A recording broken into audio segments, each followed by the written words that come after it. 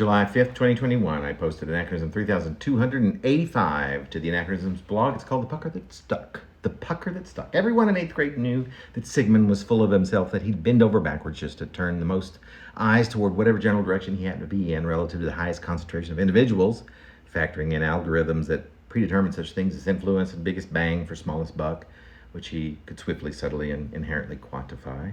He'd finesse a sentence until it was so bloated with twists and tangles that most of its words almost fell outside without, amazingly, quite spilling over the double fortresses within which veracity is safely and securely contained. It was quite a way with words that Sigmund had, which he would use to slander incontrovertible facts, morphing them into something that would become impossible to prove, utilizing the devices most commonly perfected by the world's most nefarious snake oil sellers, who cast their spells over their various congregations, chopping and churning truth for masked mindless minions, from something incontrovertible into something almost debatable,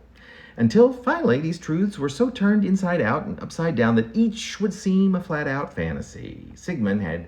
just been to the mall, an irrefutable fact toward which his mother, who'd accompanied him on this excursion, could provide ample persuasive evidence. And while at the mall's bookstore he had coaxed, more annoyed, his mom into purchasing for him a brand new hardcover edition of Hot Lips Make the Sexiest Kisses, 18 everyday exercises anyone can do to achieve excellent embouchure.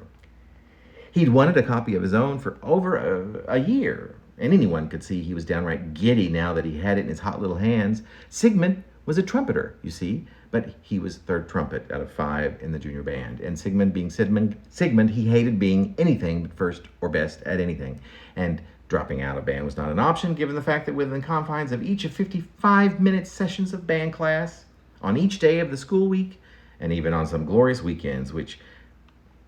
does not even take all of the football and basketball games into account, Sigmund had discovered that by far, relative to any other similar period of time in a week, don't forget that on this subject he was authority,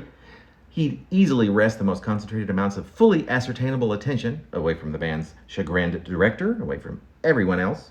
for the longest durations, which often meant the entire wealth of overly eager adolescent curiosity would be, for longer and longer durations, clasped snugly within his pasty, overly moist, and, if one looked closely, shockingly minuscule hands. And as I mentioned earlier, there was nothing in the world that Sigmund loved more than to toot his own horn.